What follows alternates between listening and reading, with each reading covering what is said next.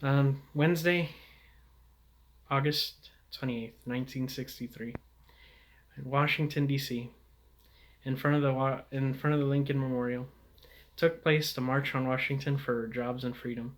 250,000 people showed up, and that's where Martin Luther King Jr. gave his famous speech, "I Have a Dream." It's very interesting how he started off. He started off with an excerpt from the Declaration of Independence, something that was written by the founding fathers, which read, "All men are created equal, that they are endowed by their Creator with certain unalienable rights, that among them these are life, liberty, and the pursuit of happiness." It's been 59 years ago since that happened. It's going to be 60 years this August 28th that's coming. That speech took place.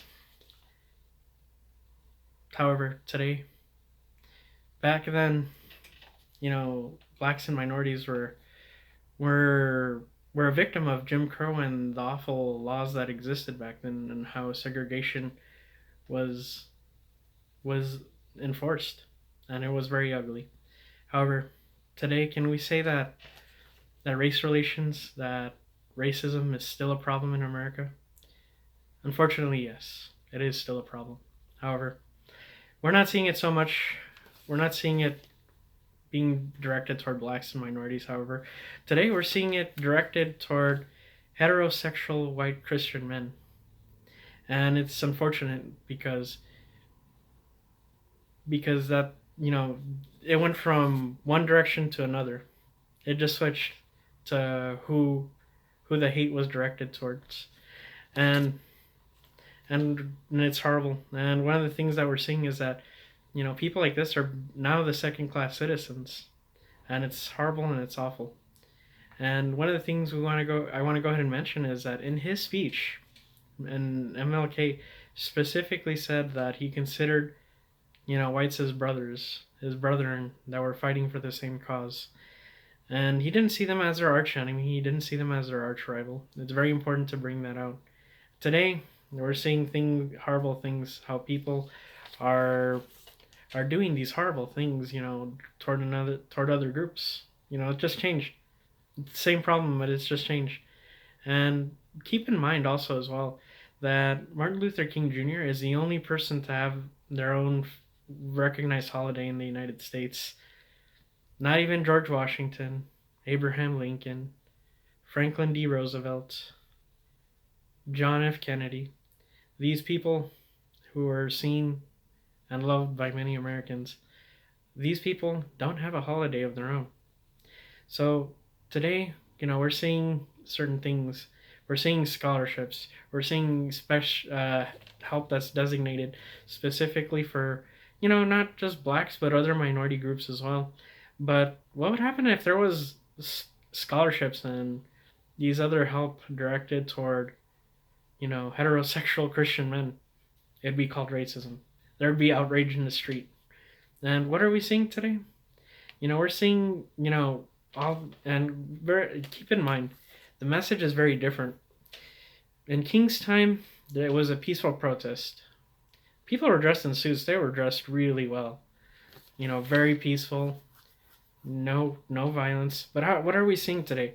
We're seeing today, where people, criminals like George Floyd, Michael Brown, and others, that are terrorists on the black community committing crimes, just because a white police officer killed them, people start crying out racism. And one of the things we want to go ahead and keep in mind is that these people are terrorizing blacks. You know, I'm sorry, but you're terrorizing your own community. You just lose credibility after a while. And one of the things that we're seeing today is how looting and rioting happens over these people. People who were killed, and I'm not saying, it's horrible that these people lost their lives. No doubt. Can police be trained better? Of course. But one of the things we're seeing is that, we're seeing rioting and looting very different from King's time in the 50s and 60s when there was a great fight for change. One of the things we want to go ahead and just mention is that we're seeing organizations like Black Lives Matter becoming billionaires, and they don't even spare a dime to help out the black community. And so, one of these things that I want to go ahead and mention is that if Martin Luther King would come back today, what would he think about Black Lives Matter? What would he think about all the rioting and all the looting that's going on right now? It's fair to say that he would disagree heavily, and he would not be saying, things that would imply that, people different from him are his enemy. It's very clear that that was not his message back then, and he would vehemently disagree with what's going on today with the race situation that's happening.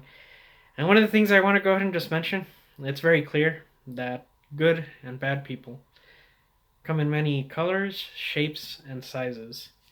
So one of the things that must stop is the tribalism.